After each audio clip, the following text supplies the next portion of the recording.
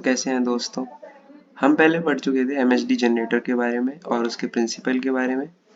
तो आइए हम अब क्लासिफिकेशन की तरफ चलते हैं। एमएसडी सिस्टम एक्चुअली में दो टाइप्स में कैटेगराइज होते हैं। पहला है ओपन साइकिल सिस्टम्स और जो दूसरा है क्लोज साइकिल सिस्टम। जो ओपन साइकिल सिस्टम है उसका कोई भी सब टाइप्स नहीं है, बट जो क्लोज साइकिल सिस्टम है वो दो टाइप्स में बढ़ जाते हैं। पहला है हमारे पास सीडेड इनर्ट गैस सिस्टम और जो दूसरा है लिक्विड मेटल सिस्टम। अब हम मूव करते हैं कि ओपन साइकिल सिस्टम क्या है और क्लोज साइकिल सिस्टम क्या है।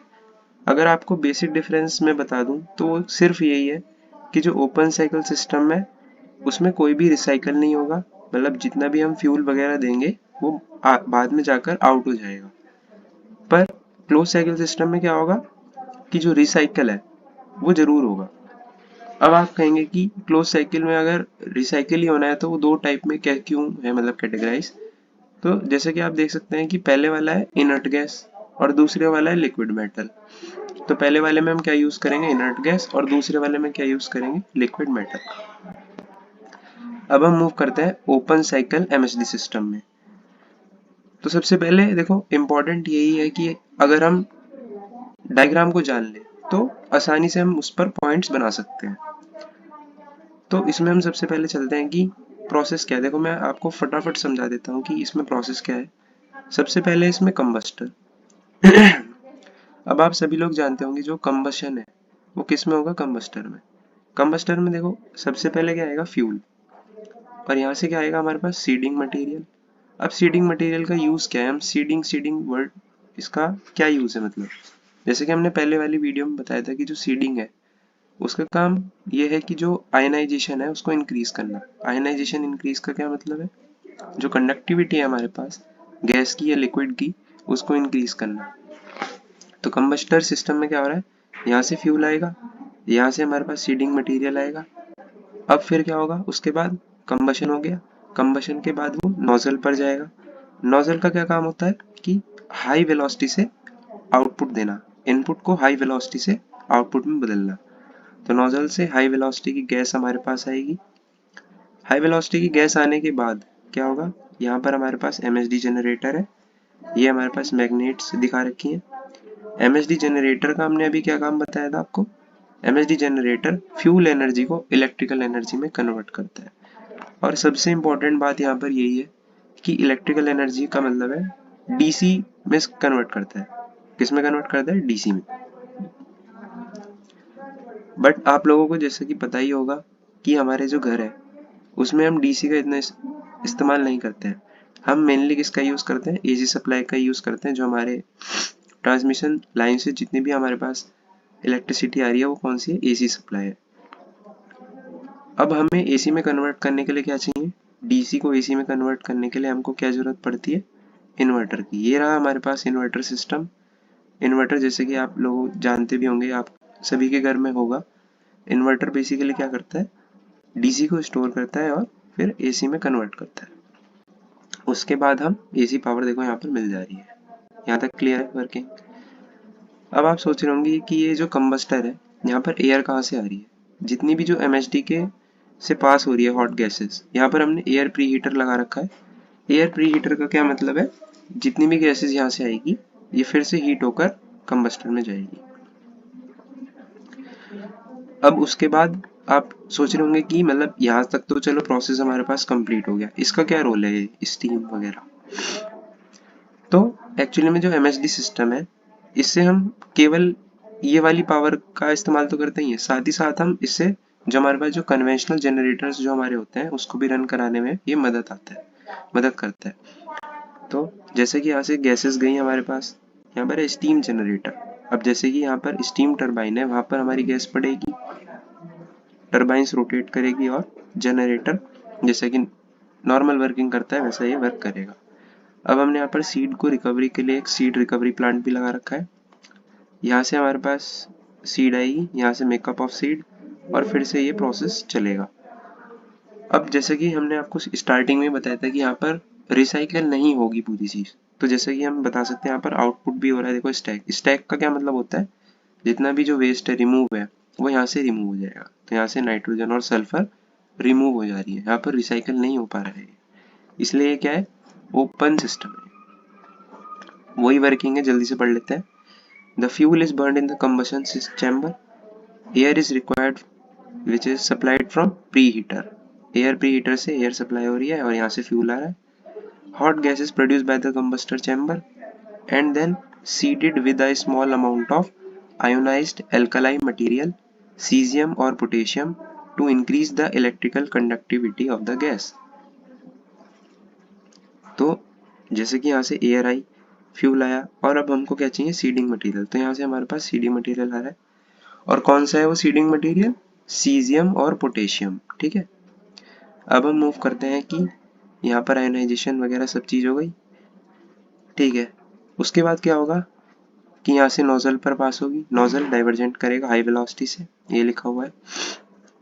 ठीक है, नोजल पर गई, नोजल से हाई वेलोसिटी से वो एंटर हो जाएगी, इस पर ये देखो लिखा हुआ है, nozzle at higher velocity then enter the MHD generator. अब वो एमएचडी जनरेटर पर सप्लाई हो जाएगी। फिर अब जो एमएचडी जनरेटर है वो क्या प्रोड्यूस करेगा, डीसी। एमएचडी जनरेटर का क्या काम है, डीसी को प्रोड्यूस करना। फिर हमने इन्वर्टर सर्किट लगा रखा है, अब एसी में हमारे पास मिल जाएगा। सिंपल है देखो वर्किंग। ठीक है, देखो हमको इसकी वर्किंग नहीं समझानी है, क्यों, क्योंकि हम किसके बारे में पढ़ रहे हैं, केवल एमएचडी सिस्टम के बारे में पढ़ रहे हैं। ठीक है, नाउ मूव करते हैं हम कि अगर हमको एफिशिएंट बनाना है एमएचडी सिस्टम, प्रैक्टिकल, अगर हमको प्रैक्टिकल इसको बनाना है और हमारा जो सिस्टम है वो एफिशिएंट होना चाहिए, तो उसके लिए हमको कुछ बातों का ध्यान रखना पड़ेगा। तो सबसे पहली बात, the combustion must have low heat losses. इसका मतलब है कि जो यहाँ पर कंबशन होगा वहां पर हीट लॉसेस मिनिमम होने चाहिए। दूसरा पॉइंट ये है कि लो आयनाइजेशन पोटेंशियल सीड मटेरियल का यूज करें। जो भी हम यहाँ पर सीडिंग कर रहे हैं उसका जो आयनाइजेशन पोटेंशियल होना चाहिए वो कम से कम होना चाहिए। क्यों, उसी से ही क्या होगा, हमारे पास जो कंडक्टिविटी है गैस की वो इंक्रीज होगी। तीसरी चीज इन्होंने बताई है कि जो एयर सुपर हीटिंग अरेंजमेंट है वो अराउंड इतना होना चाहिए 2500 डिग्री सेल्सियस तक का, मतलब इतनी वो हीटिंग प्रोवाइड करे ताकि अगेन इलेक्ट्रिकल कंडक्टिविटी गैस की बढ़ जाए। ठीक है, फोर्थ पॉइंट क्या कहता है, seed recovery apparatus necessary for the economical conditions. तो सीड रिकवरी का भी हमको इस्तेमाल करना चाहिए प्रैक्टिकल अगर हम बनाए। लास्ट पॉइंट है कि ये जो मैग्नेट्स हैं वो इतनी तो कम से कम मैग्नेटिक फ्लक्स डेंसिटी हो, कितनी, 5 to 7 टेस्ला इनकी मैग्नेटिक फ्लक्स डेंसिटी हो। क्यों हो, ताकि जो इलेक्ट्रिकल कंडक्टिविटी है एक तो वो बढ़ जाए, दूसरी चीज जो हम यहाँ से जनरेट कर रहे हैं डीसी पावर वो ज्यादा अमाउंट की हमको मिले। ठीक है, अब हम मूव करते हैं क्लोज साइकिल एमएचडी सिस्टम में। क्लोज साइकिल एमएचडी सिस्टम में सबसे पहला पॉइंट आपको मैंने बता दिया था शुरुआत में, वो ये था कि यहाँ पर जो सीड मटेरियल है वो तो रिकवरी होगी, और जो भी हमारे पास जैसे वहां पर स्टैक में N2 और सल्फर वहां पर आउटसाइड चले जा रहे थे, यहाँ पर कहीं भी आपको नहीं दिखेगा अरेंजमेंट कि वहां से आउटपुट में जा रहे हो, यहाँ पर रिसाइकल हो जाएंगे वो।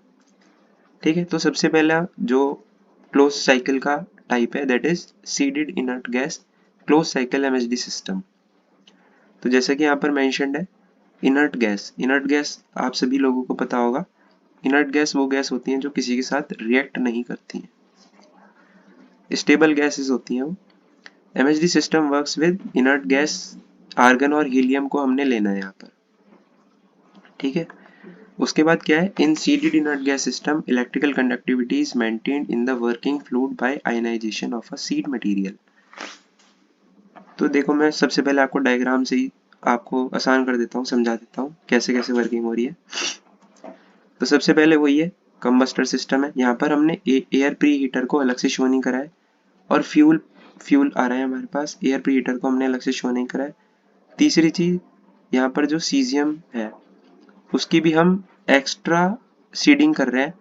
वैसे तो हम सीडिंग हम किससे प्रोवाइड कर रहे हैं, आर्गन को हम वर्किंग फ्लूइड को लेकर चल रहे हैं, पर क्योंकि क्या होता है कि ये गैस है, अब गैस जो है लीक भी कर जाती है, इसकी लीकेज अगर हो गई तो उसको पूरा करने के लिए हम एक्स्ट्रा यहाँ पर क्या डाल रहे हैं, सीजियम सीड मटेरियल का इंजेक्ट कर रहे हैं, ताकि जो हमारे पास इलेक्ट्रिसिटी प्रोड्यूस हो उसमें कोई कमी ना हो।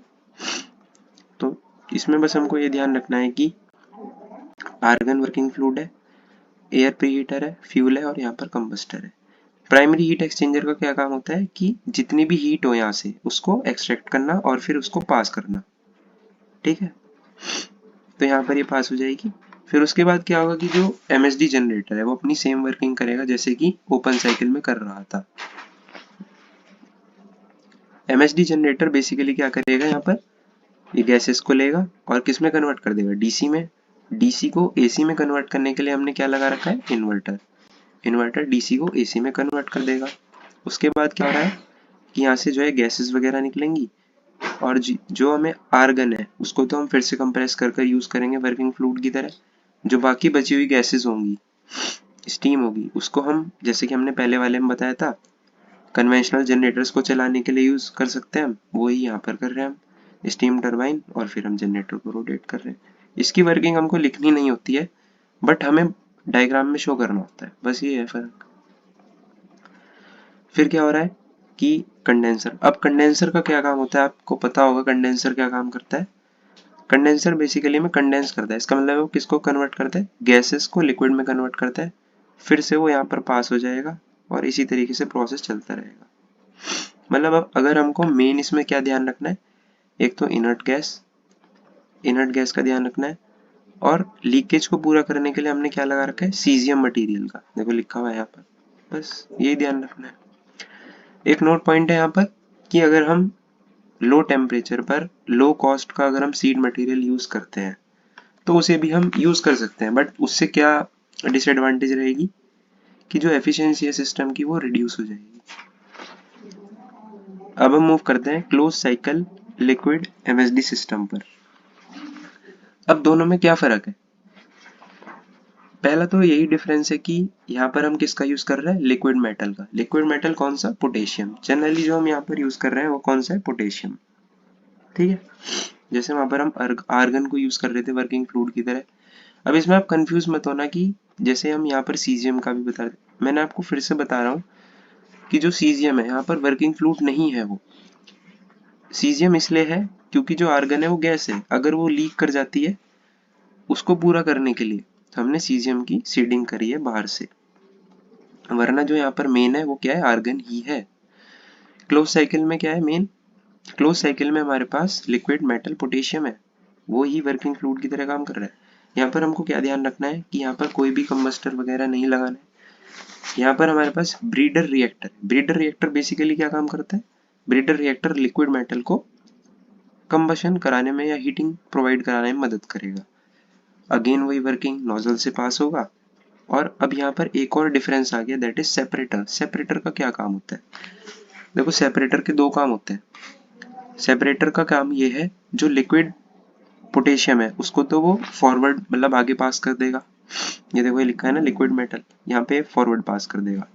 और जो हमारे पास वेपर्स है उसको दोबारा यूज कर देगा थ्रू द कंडेंसर, वो लिक्विड बनकर यहाँ से पंप की तरीके से यहाँ पर जाएंगे और फिर से वही हीटिंग का यहाँ पर काम हो सकता है, मतलब वही रिसाइकल हो रहा है ना, यहाँ पर देख सकते हैं आप।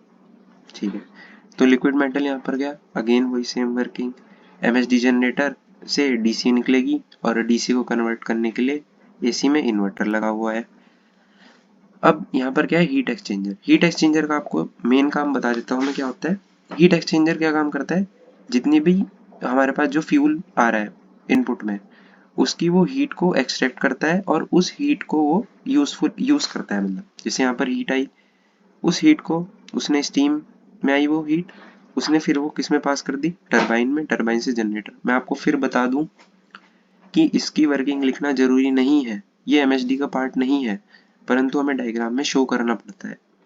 ठीक है, ये स्टीम को टरबाइन में पास करेगा, टरबाइन रोटेट करेगी और जनरेटर से हमको इलेक्ट्रिसिटी मिलेगी। साथ ही साथ हम देख पा रहे हैं कि जो हीट एक्सचेंजर है वो यहाँ से पंप होकर दोबारा यहाँ से सप्लाई भी दे रहा है। ठीक है, लिक्विड जो भी पोटेशियम हमारे पास बच रही है वो ब्रीडर रिएक्टर में फिर से चली जा रही है। अब कई लोग सोच रहे होंगे कि जितनी अमाउंट की हमने लिक्विड पोटेशियम या इनर्ट गैस या उससे पहले जितना भी हमने पढ़ा कि रिसाइकल हो रही है मतलब चीज। तो एक बात का ध्यान रखना कि जितनी हम डालते हैं उतनी नहीं मिलती हमको।